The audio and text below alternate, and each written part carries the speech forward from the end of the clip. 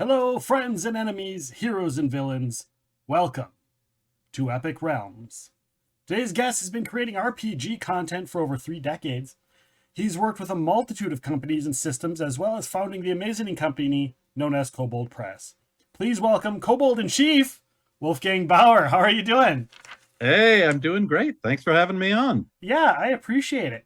I got a question for you.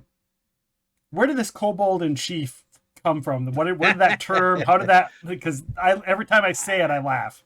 I'm like, I that's amazing. know, right? I could tell you it comes from my magazine days because, of course, I was an editor in chief for years on monthly magazines like Dragon Magazine and Kobold Quarterly and others. Um, and so I said, well, I'm not the editor in chief anymore. I'm the Kobold in chief here at Kobold Press. So you came up with the name, is what you're saying? I think so. Somebody It's didn't lay it 17 on you. years ago. The company's been around for 17 years come next week or so. Uh, so my memory might be a little fuzzy, Okay. but that I believe was one I gave myself. Somebody's gonna come in. I came up with that name. Darn you. That's fine. Coming out of the woods, remind me. Oh, that's great. So to give us a little background, how did you kind of get into the business? You mentioned Dragon magazines. Was that kind of your start? Sure. Was getting into Dragon magazines? Yeah, I wrote some articles, first for Dungeon Magazine and a couple for Dragon, but mostly adventures for Dungeon when I was in high school and college. And it was fun. But uh, but I was busy pursuing, a degree and chemistry and yeah, biochemistry mostly. Um, and then at some point, friend of mine who was running our Spelljammer campaign at the time said, they're hiring, right? And I said, who? And he said, TSR in Lake Geneva. Yeah, I know who they are, right? And it was one of those, you should apply. Yeah, I don't think so. And he was like, well, I'm going to apply and I'm going to get this job and laugh at you. And I'm like, okay, fine, Steve, I will apply. And he kind of shamed me into it, which was fine because I sent them a note and they said, when can you come in for an interview? And I was living in upstate New York at the time and they were in Wisconsin. So I'm like, well, not this weekend. Yeah. And somehow I got down there and they liked the look of me and they said, well, we like your writing. We figure we can make an editor out of you. Come aboard. Um, and I did. Did you have to move So down there to do that, or did I they? did. I moved to the town where they filmed Groundhog Day Okay. because it's a town named Woodstock, Illinois, and it's about 20 miles from Lake Geneva, Wisconsin. And I'm like, fine, it's got cheap rent. I'm happy here. And that square in Groundhog Day where he keeps stepping into a puddle and all of that, that's Woodstock. I every time I watch that movie, I'm like, I remember this place.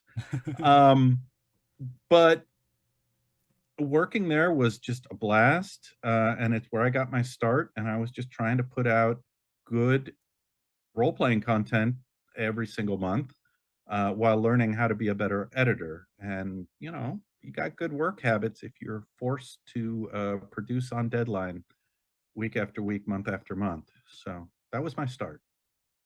what was your? What do you think your strong point was doing that? Was it the writing or the editing, like creating, Well, they gave me a stats or chance. stuff like that? I think they gave me a chance because my writing wasn't terribly hard to edit. Like, if you are a professional editor, you know that there are people who show up with great ideas, but their prose needs some work. And there are people who show up with great prose. The ideas are a little weak. And it's usually easier to fix the first kind, right? Like these 12 run on sentences could use a few periods and we could untangle this syntax. But yeah, I think they liked me as an editor because I would clean stuff up and I was a quick study. It was a little embarrassing actually. The late Kim Mohan, who was editor in chief at Dragon Magazine at the time, um, my first few months there, I would edit a thing, I would mark up a paper document or an electronic document, and then he would come along behind and show me everything I'd missed, which was pretty embarrassing, right? Like It's like, "You guys hired me, but I'm missing all this stuff." And they're like, "Yeah, you're learning our house style. You're learning the ins and outs of how we present rules. Like, what Right. you sent us as a manuscript as a writer, you just sent us something that was fun to read, but we're cleaning it up, and you're learning how to do that." So, I don't know. There are a few people who write and edit, and I've always done some of both, but in the long run, I think I love the writing more. Yeah, that makes sense. What kind of different things did you work on after that? Because I've seen some of your stuff. You worked on like Sure. Alkadim and Planescape. What's some of the other stuff you worked on? That was all evenings and weekends for me because I was working the magazines as Okay. my 9 to 5, and on the weekend, they would say, "Well, we need a freelancer to pick up a chunk of Planes of Chaos." I'd be like, "I can make that happen." Um, so all the Alkadim stuff and all the Planescape stuff and a little bit of Forgotten Realms and Birthright, those were things I wrote, at home. Okay. Whereas most of the people working on D&D at that time, they had an office and a shelf full of books and all that, and I was like, I got a laptop or a desktop at home and was just trying to hammer that stuff out and then turn around Monday morning, drive back into Lake Geneva and start the editing. So, um, I was pretty intense about it for the 4 years or so I was at TSR, and then I went to Wizards of the Coast, and things were very different there, like work habits and how the company was structured and what I was doing. Um, but I don't know, I feel I met a lot of great people. It was a really creative environment. I, could walk down the hall and say hello to, you know, Zeb Cook or Jeff Grubb or one of the people of the second edition heyday who remembered working with Gary Gygax. He was Yeah. long gone by the time I got there. Yeah. But they would say, "Oh yeah, he used to work here. It's his thing." I'm like, "But you worked with him." Sure. And the stories varied. Some were, you know, wild and woolly, and some were, well, we're glad that we have an office where the heat works now. Yeah. Yeah. So Yeah. Do you ever get people that are very nostalgic for some of the worlds that don't, like the Alkadeems and the Birthrights that aren't there anymore, and they're like, we want more, we yeah, want some of this in the modern day. Do you get a lot of that? I think the most popular ones have been brought back time after time, right? Like those are all second edition. Frankly, the settings were the gems of second edition, right? Yeah. Like I think they all got incredibly much better. Many of them thanks to the editorial and production work of Andrea Hayday, who's in all the credits for Ravenloft and Al-Qadim and others. She was one of the editors who was really more of a producer. She got the best out of everybody. She wouldn't settle for, you know, it's okay. She always pushed everybody to do amazing work. And she ran the Ravenloft community theater thing at Gen Con every year when they put on a Ravenloft play featuring the staff. Uh, anyway, yes, people are nostalgic for that one, for Planescape.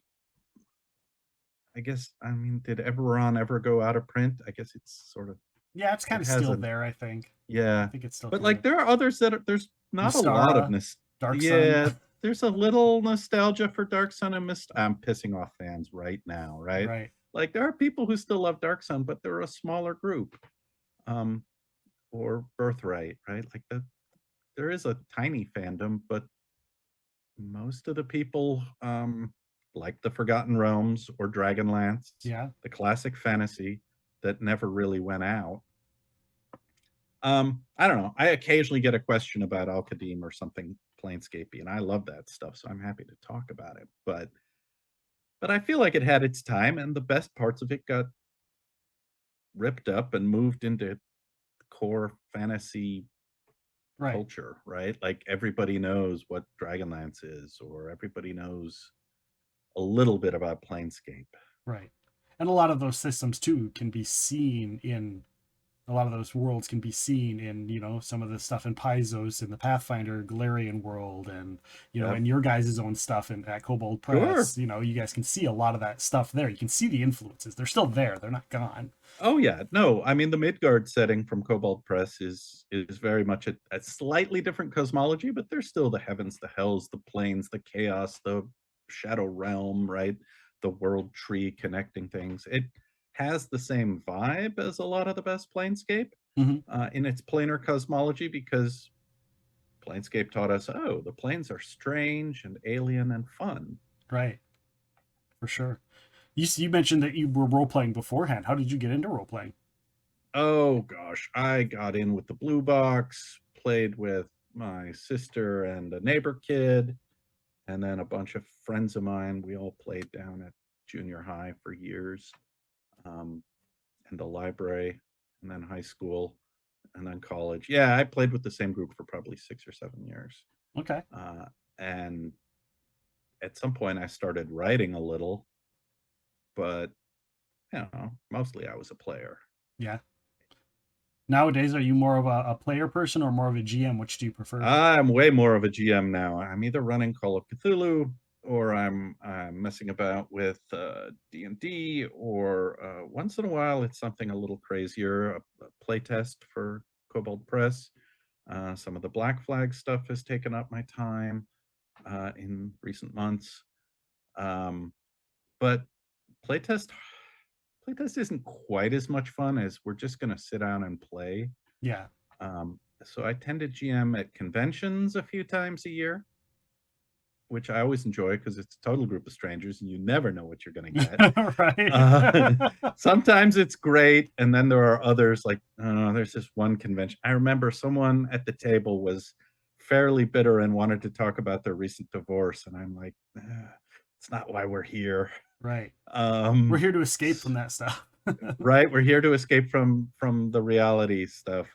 Um, and eventually they joined in, um but yeah, convention games are a blast, and sort of just know you're in for one and done.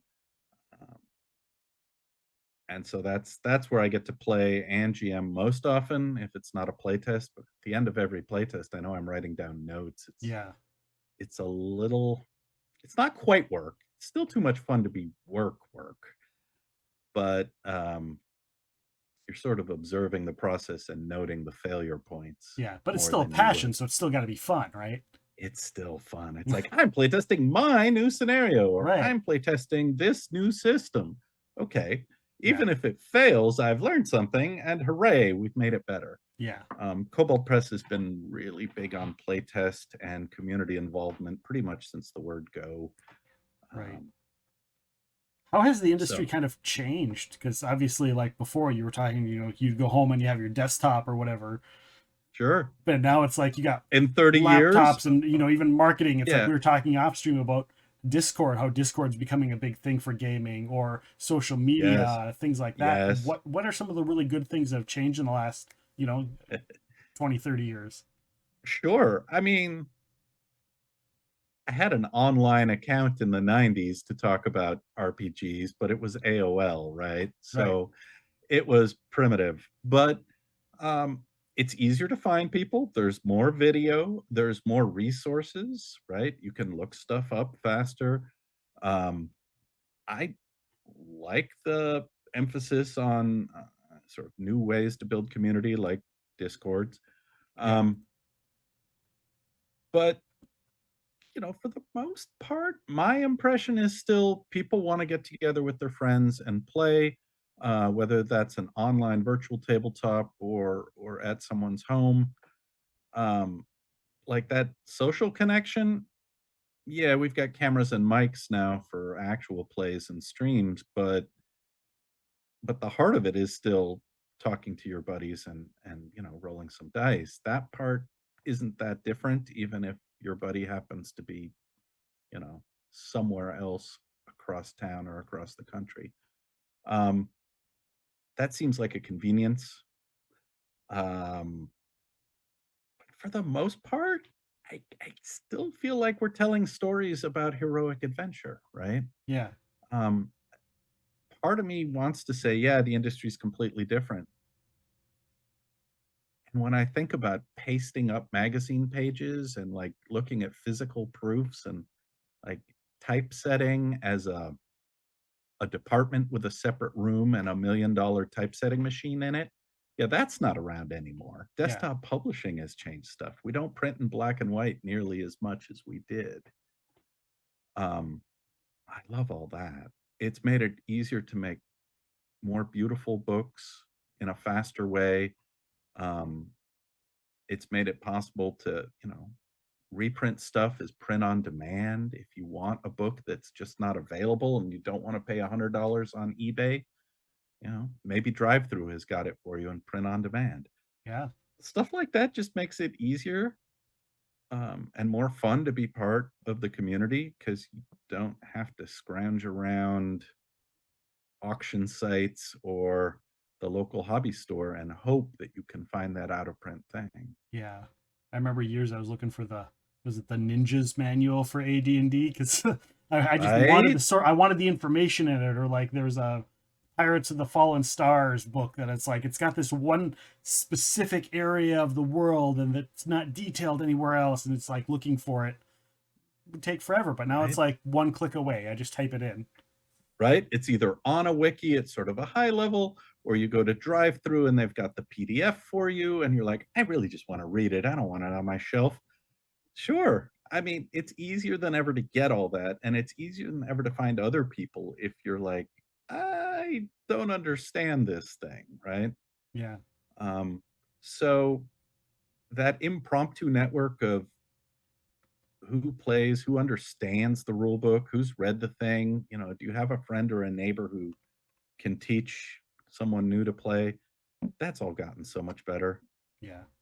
I mean, quick starts, YouTube, everything. It's easier to get into it, and I love that. Yeah, for sure. And I think the like you mentioned the live play, like that's been so huge for getting new people interested because they can see what it's about instead of, having your friend Well, Bill the trying to convince you to come play. You can come watch by someone and play and put go, "Oh, that's it." right. It's like you can, yeah. It's not your friend Bill saying you got to show up and do this and this and this. It's oh, that's what it is. Oh, that looks like fun. Right. Exactly. For sure. So, what was the onset of you becoming, creating Kobold Press? I know it wasn't originally called Kobold Press, but No, kind it was of called walk us open through its design. creation and the write ups Well, and all that stuff.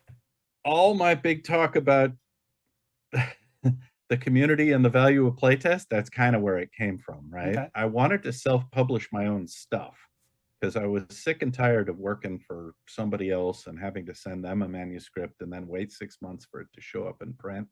It's like, how hard can it be? I will just print it myself. With all this wonderful new technology we had 17 years ago, like I will just put it on. I think I was using it was either drive through or lulu.com. They both offered print on demand. Okay. I'm like, I'll just do that. I won't even need typesetting machines. Um, and every time I say the words typesetting machine, you should imagine the smell of a wax that is used to paste the set type down onto a cardboard board that would then be shot by a photo camera and engraved into plates. I mean, it's practically steampunk technology, right? That Yeah. was the time. So print on demand seemed very plausible. I was going to skip the whole production thing and just need to do layout um, and publish it myself. But what I needed first was people who would help me pay for art because I have no art talents, and people who would help me play test it. So I put this stuff on LiveJournal and I said, "All right, here's my tip jar. Help me out. Help me play test. Let's do this thing." And it worked. Yeah. A few people chipped in, and it was good because next thing you know, I'm like, okay, I'm doing one or two adventures a year in addition to working a day job. And then it's like, oh, I have an art director helping me out and an editor, and I can hire an artist that I don't have to buy stock art.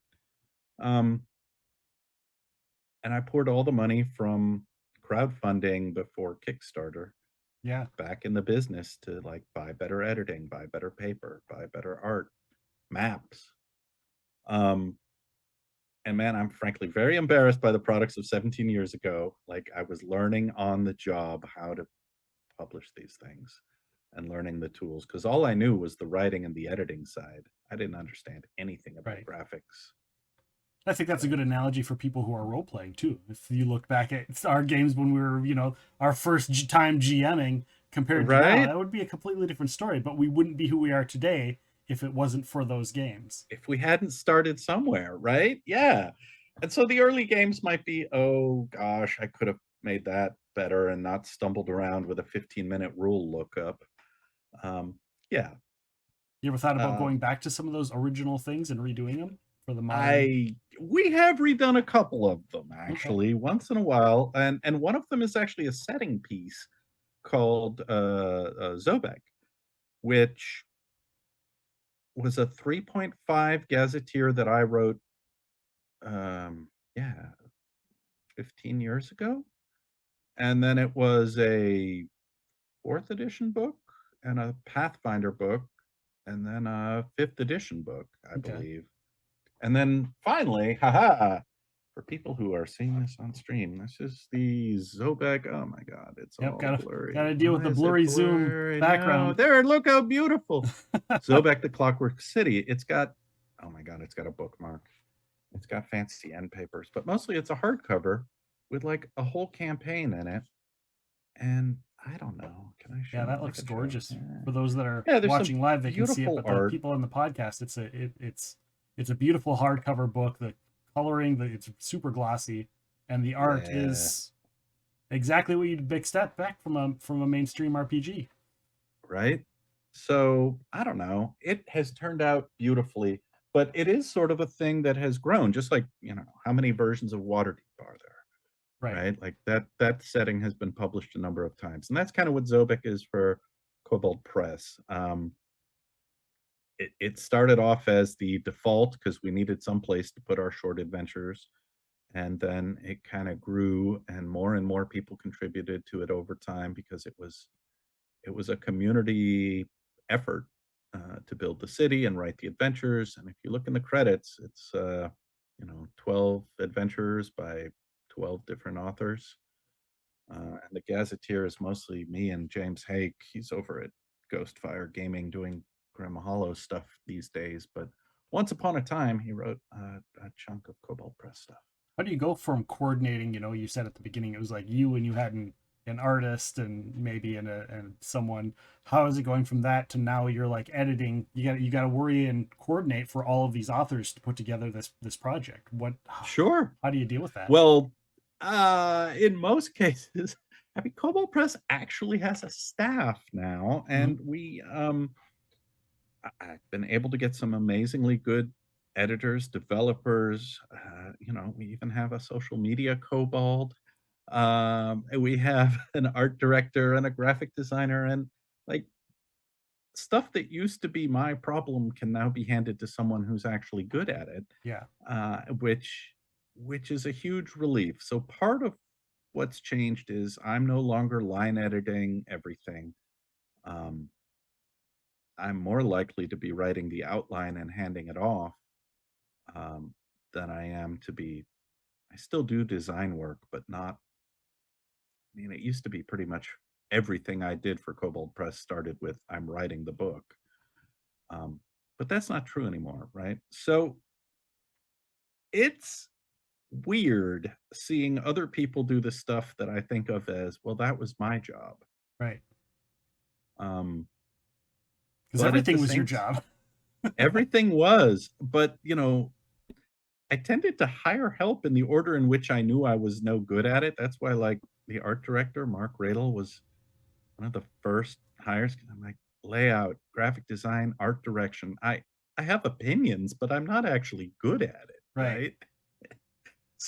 You can So, look at some and go, I like this, I don't like this. Why? I don't know. right? And I'm like, I don't even have the vocabulary or the skill set to really do this. Right.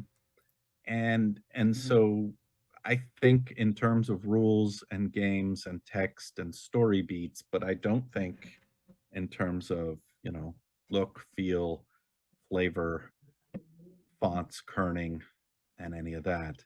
Um, so yeah, it is great. And now, I mean, Mark's been the Kobold Press art director for 10 years and going on more, I That's think. awesome.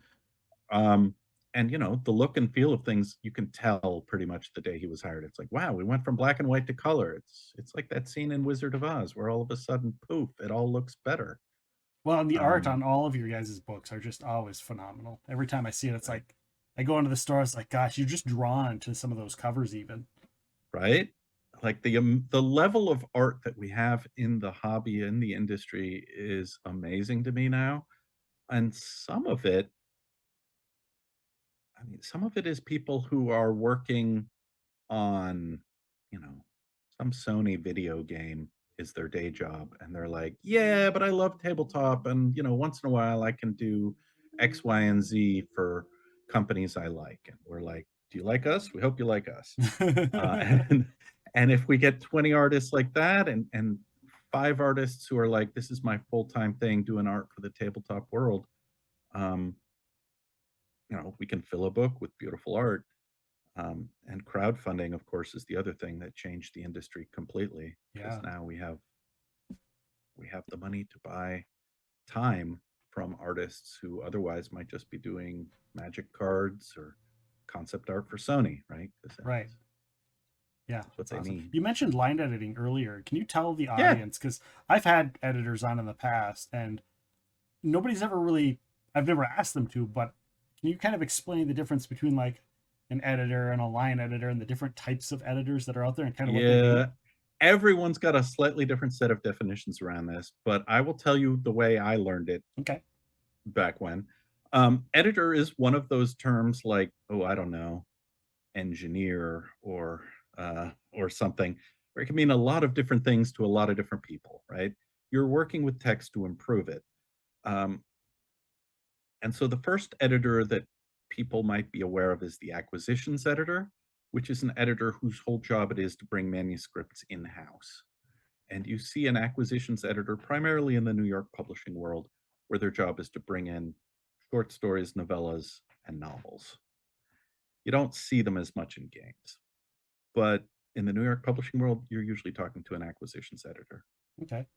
Um, a developmental editor, sometimes called a developer in the games field, um, is someone who kind of digs pretty deep into the manuscript of the game or the novel or whatever it is, and might tell the writer or game designer, your foundations are rotten, or you've missed a complete section here, or I don't like this character, I don't understand what's going on. And developers will either fix it themselves or get results in from playtest and fix it based on that. But they're actually making substantial changes Okay. to the manuscript.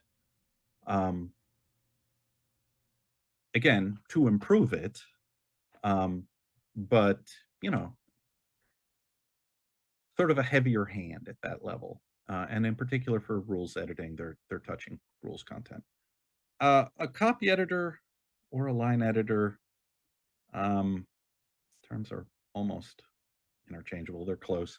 Okay. Um, is someone who is looking basically for flow, for good grabbing hooks at the start, transitions, paragraphs, right? Like sort of structurally at the craft level. And this is what people often think editing is just sort of tweaking your sentences and making some changes here and there.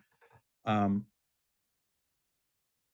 it's vital because that level of editing takes okay prose and makes it sparkly and delightful to read, Yeah. or takes somewhat muddy rules text and just tightens it up enough that you go, oh, I know exactly how this is supposed to work, right? And they have a style guide and they have language and usage guides, and grammatically they're improving the thing. Um, and if you can't tell the difference between an edited and an unedited manuscript, I'd say, okay, you're not looking that close. Yeah. And the last kind of editor, of course, are the proofreaders who are primarily looking for finer points of usage, typos, um, all of the loose and untucked ends and grammatical trip ups and slip ups, like the difference between gantlet and gauntlet. Um, right? Yeah. Which they're fine points, but if you have a good proofreader, you're going to embarrass yourself less and you're going to basically just never going to annoy your reader because all the periods will be where they're supposed to be. All the typos will have been vanquished. Yeah. Yeah, it's sort of layers. It's like sieves, right? The first sieve is the big one. Do we even want this manuscript? And then it's, well, do we want the manuscript in this form? And then it's, do we want these sentences to be a little nicer? And then, do we want this word to be some other word? Yeah. Well, that's great. I appreciate you explaining it because I know we've had so many different authors, editors, game designers on, and the subject of editing always comes up, but I've never had anyone explain Yeah, what that really entails. So it's always in service of the audience, right? Like every single one of those editors is looking for something that will make the audience say, "Yeah, that's awesome. Where's your next one?" Right? Um, and you know, the designer or the author gets all the credit, and rightly so, because they started that ball rolling. If it starts rolling poorly, editors can only do so much.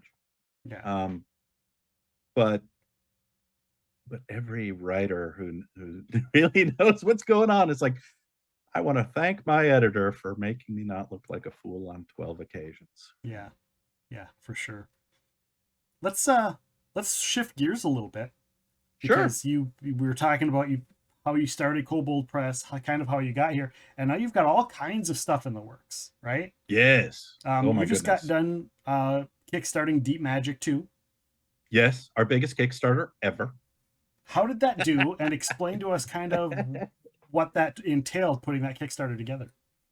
So Deep Magic 2 has been about an 18-month effort so far. Back in 2018 or so, we kickstarted Deep Magic 1, and it was a success because magic.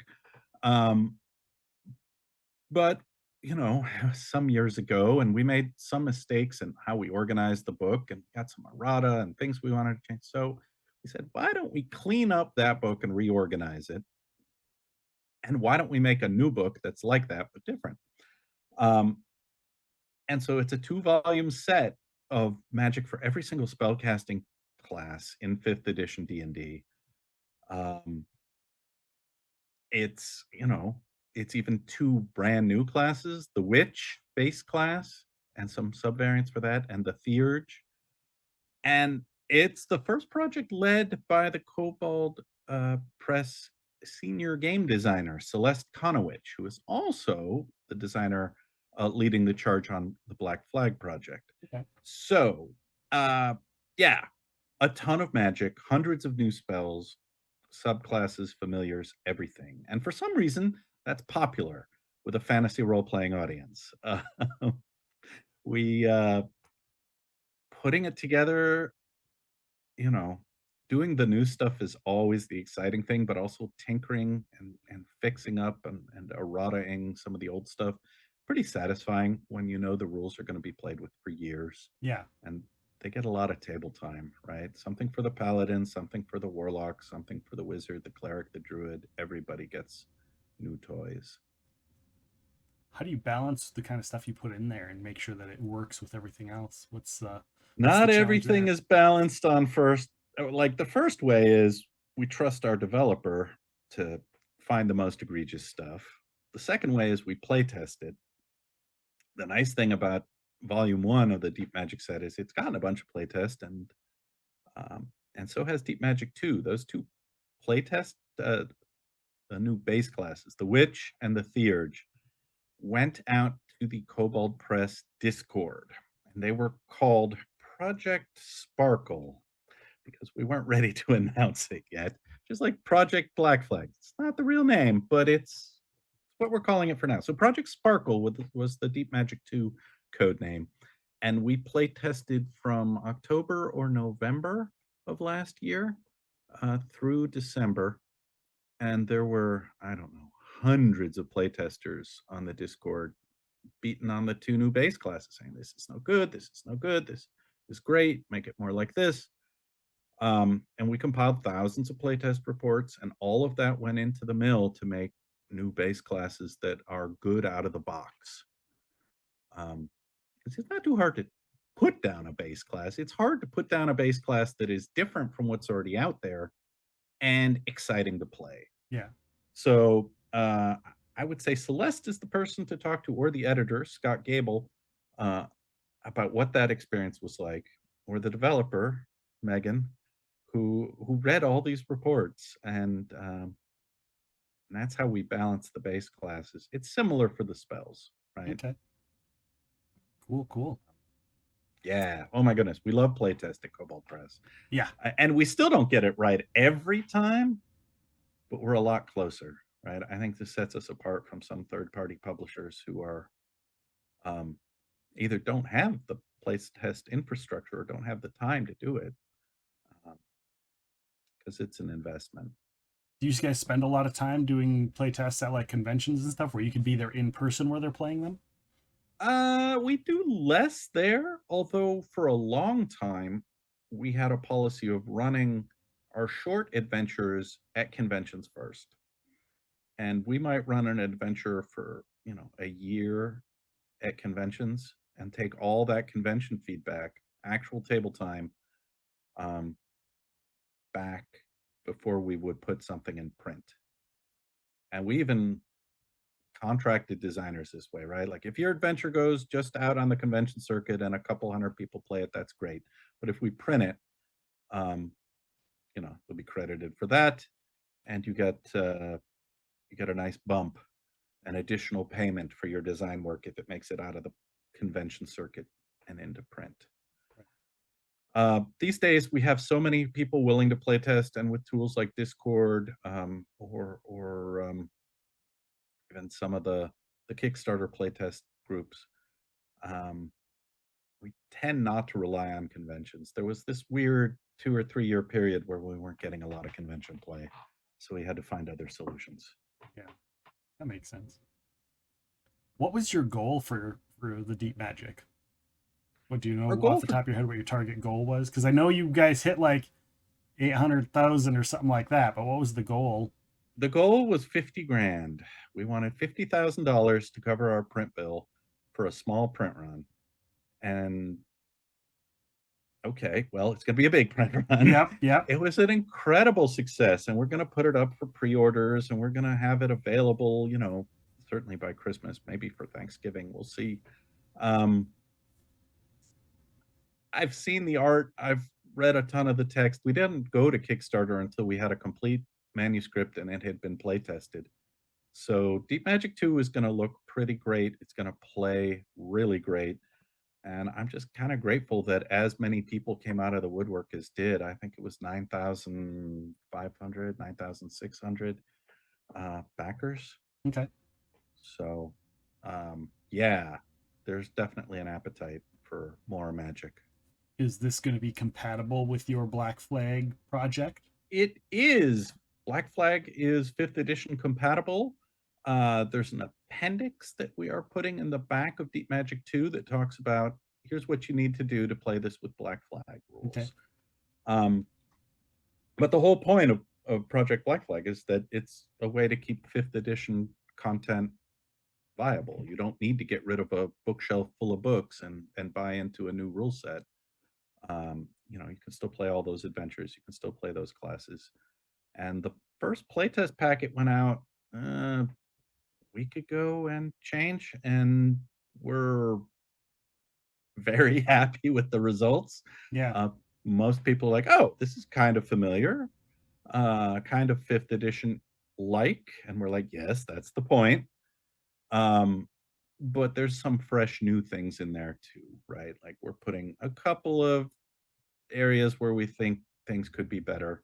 We're doing talents instead of feats. We're changing up some of the character options to be heritages. We're changing the way we do backgrounds. But if you have a character that's built out of the 5th edition player's handbook and a character that's built from Black Flag, initiative is the same, combat's the same. The power curve is similar, although I think there's a rule in the playtest packet that says if you are a fifth edition character, you should get one extra talent to bring you up to the level of a Black Flag Okay. character. So, but really, like with a tiny bit of an adjustment, all those things can happen at the same table. We're not using any funny dice. We're not saying relearn big chunks of the rules. Right. Um, Backgrounds are still backgrounds. So it should be familiar to everybody who loves 5e and wants to stick with it. What And brought about we're just what brought about Let's Make Black Flag? What was the last Gen Con. okay? Last Gen Con, the rumor went around the industry that the open gaming license would not be available for one D&D, Okay. and that it was pretty much going to be a closed shop, and they were tired of having community content.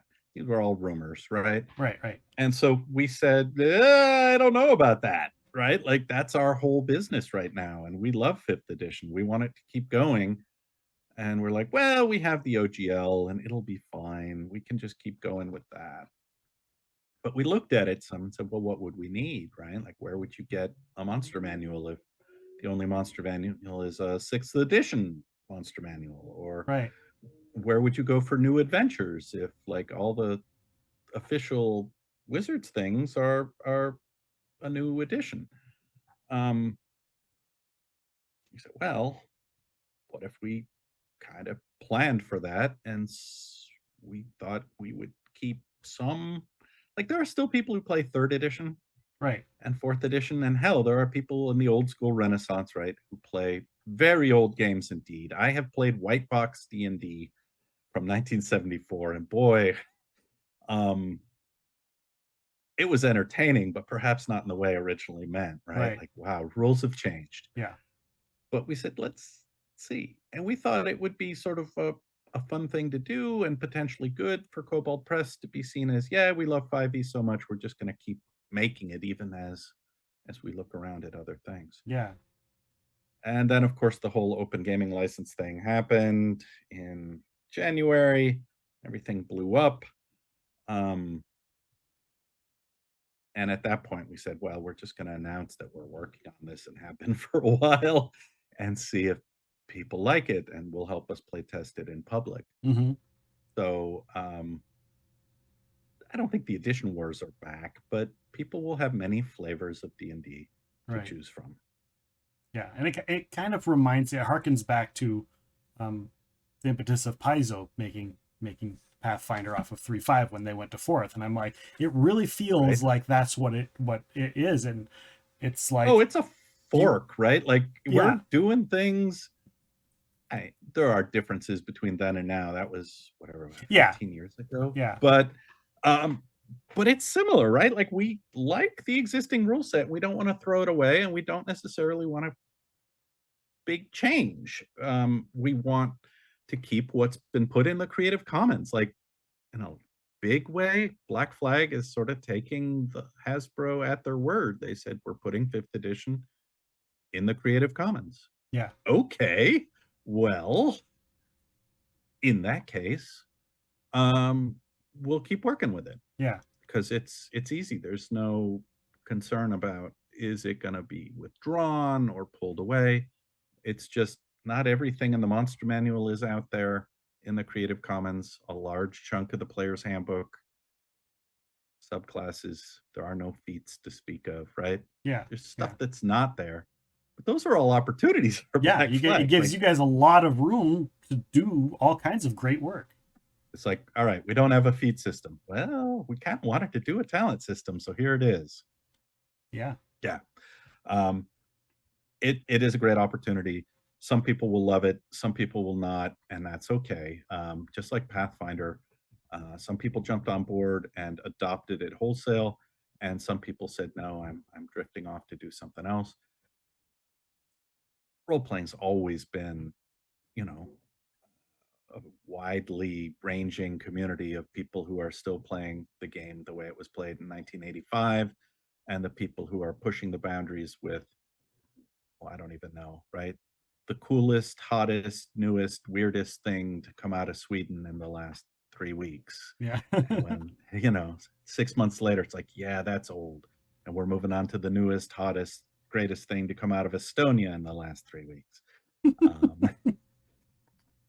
I don't chase the new hotness, but we do like to put our kobold spin on stuff, so we will. Yeah. When is you're planning on putting Black Flag out on Kickstarter? Yes, we are. That's coming. Oh gosh, sooner than it's like a freight train. I keep looking at the light; it keeps getting closer. That is coming. No. We will announce many more details about that Kickstarter, and there's a lot of little kobolds scrambling behind the scenes. Some of it's really well prepared, but like I was telling you about Deep Magic 2, usually we take a year, 18 months before we pull the trigger on the Kickstarter. And we've only been working on Black Flag since Gen Con, so, well, 5.5 months. It's less time than we usually give ourselves to prepare for something like that. Yeah. But on the other hand, the whole team's pretty excited about it. The community is giving great feedback. The artists are the artists are enjoying the opportunity to reinvent some classics of fantasy. Great. And yeah, we're just gonna keep rolling with it. Every Friday, I think we put out a post of like what we're doing and where we're headed, or here's a playtest packet, or put out a design diary last Friday that kind of explained a little bit about here's our design intent, here's what's changing, here's what's not. Nice.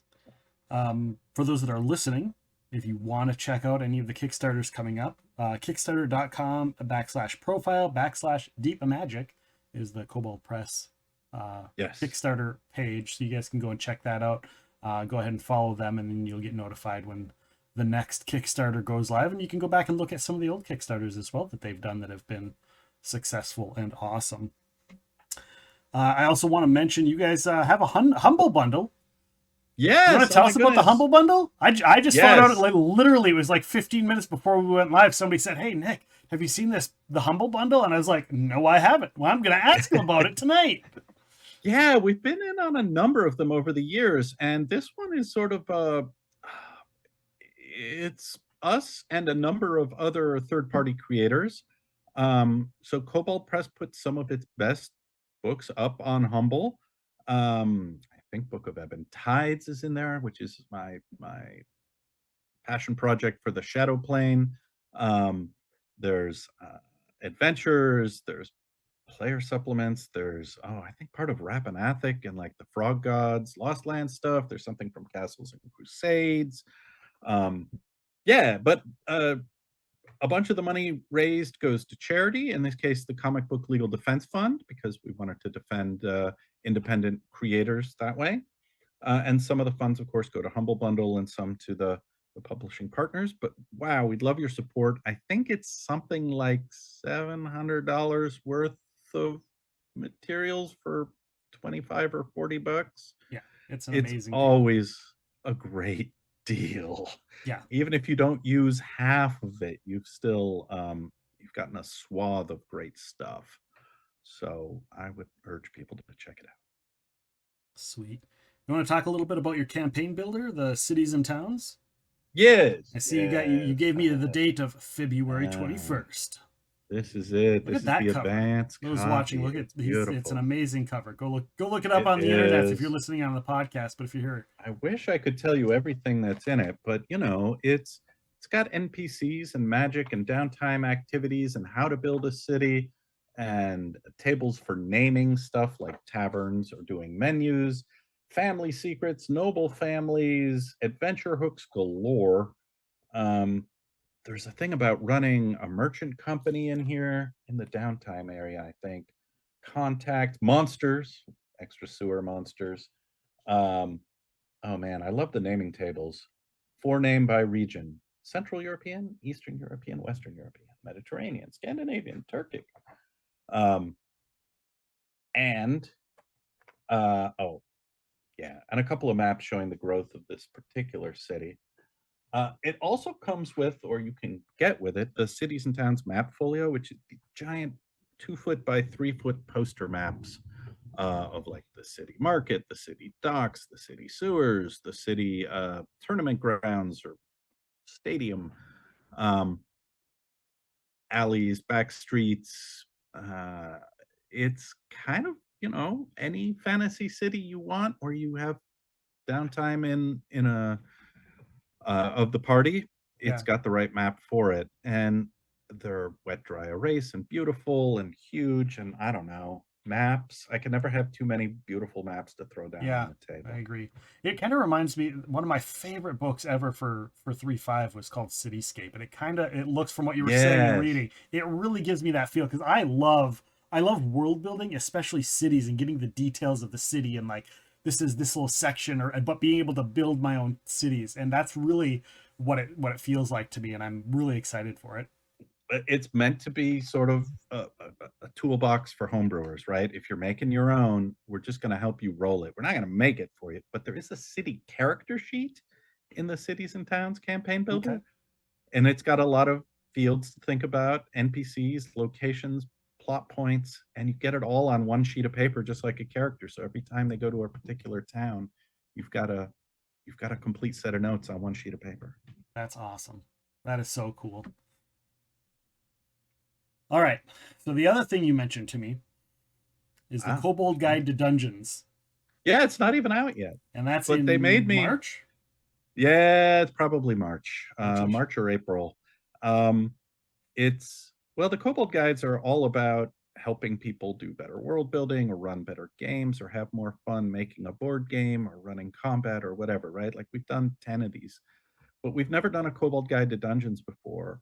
And um, what I love about this collection is it combines some of the old guard, the guys who invented the dungeon, and it was mostly guys, along with some new guard people who are really changing it up and have been writing for, oh, I don't know, Hasbro or Paizo or any of the bigger current creators. So I was just excited that Lawrence Schick said he would write something because he wrote White Plume Mountain, and Zeb Cook wrote something, and and Bruce Nesmith, who's done not just Ravenloft, but also a huge amount of work on Skyrim, um, And who's not a contributed fan of an essay. Skyrim? Let's be honest.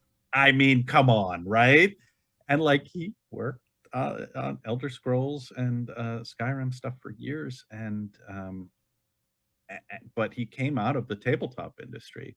So yeah, there's sort of people who've been doing it forever, and then there's the newcomers who are like doing it right now for Pathfinder or for fifth edition D&D or other systems, and they're all talking about this classic trope, the dungeon. And my essay in it is all about, I mean, not to give too much away, but it's basically about why I think vertical dungeons are a blast for the game master, but need to be implemented a little carefully, or they get to be a source of frustration for the players. Yeah.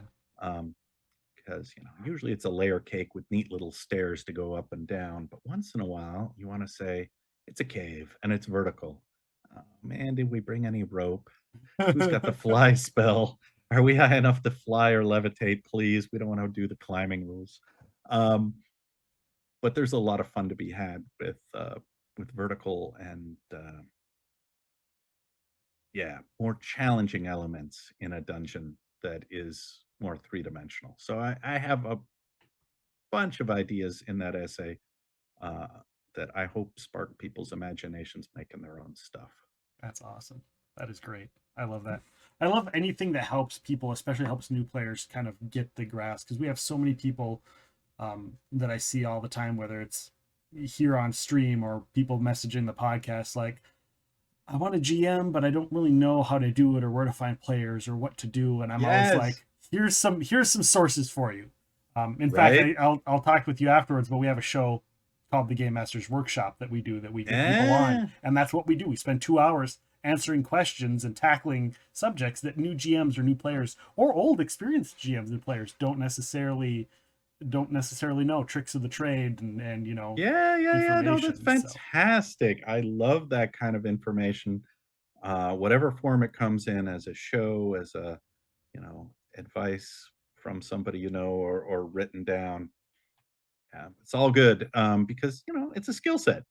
Yeah. Game mastering is definitely something you learn. And like we mentioned earlier, like some people now are different than they were, 10, 20 years ago as their first time GM. And Oh, yeah. gosh, how many times can I say, this is a mistake I've made that I don't ever want to make again? Here is my Mhm. advice to you, young Padawan. Yes. It's like, hopefully you'll learn from my embarrassment. Right, Yes. exactly, for sure. Do you guys have any, do you or Kobold Press have any upcoming events or shows or other podcasts or anything like I that that you're going to think be part of? well, every Conventions? Wednesday, every Wednesday we have a Kobold Chat show on Twitch, so that's always a good place to catch up with what's going on with the Kobolds. Convention-wise, I think we're at GaryCon in a couple of weeks here, Okay, but I'm not sure that we have a booth. I think we're just doing some panels and some organized play stuff. It's pretty small presence for us there. okay. It's a smaller show, and Gen Con. Gen Con. Boy, are we going to be at Gen Con. Every single Kobold person, anyone we can bring, it's going to be a big show for us because we will have a public play test of some of the Black Flag rules. We'll have a couple of new books out, and I don't know. We like Gen Con. It's gather the tribe, have a good time. Awesome. That's great.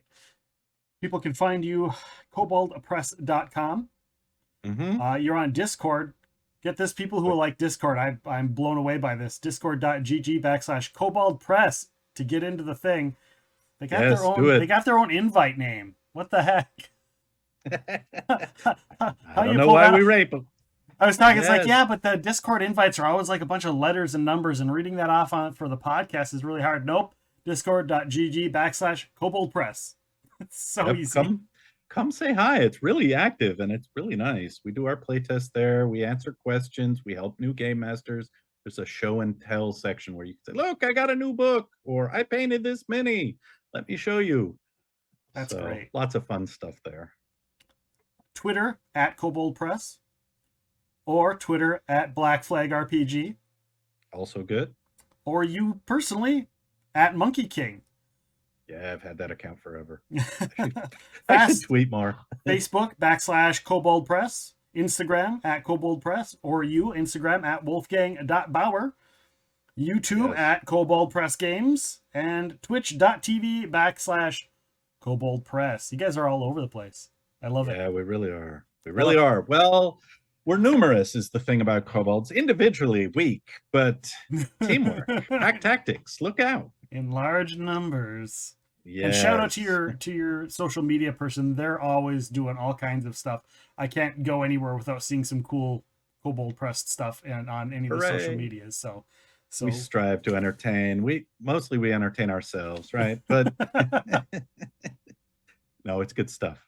well, I appreciate you being here and joining us. For those in the live stream chat, we're going to do some of the Q&As. You guys got your questions in the chat. Feel free to add more questions to the chat, and we will get to those. But for those listening to the podcast, or supposedly, I guess, on live stream here, our schedule is going to get pushed off by 1 week. Our next episode isn't going to be till March 13th, but it's going to be with comic book writer Erica Schultz. She wrote for Marvel's Daredevil, Image Comics' The Deadly Bouquet, and urban fantasy Forgotten Homes, just to name a few. That's again going to be March 13th. It'll be March 14th on the podcast form if you listen to the podcast. Also coming up, we're going to have author Michelle Franklin, comic book writer Otis Frampton, and representative for digital board game company Savranti, Danny Efforts is going to be joining us. Not to mention RPG designer Steve Kinson. All of these people are Nice. set for future episodes. So please follow, subscribe. Make sure to rate and review all of our episodes. It really helps us and in turn helps our guests. So, for Wolfgang Baur and myself, I want to thank you all for listening to Epic Realms.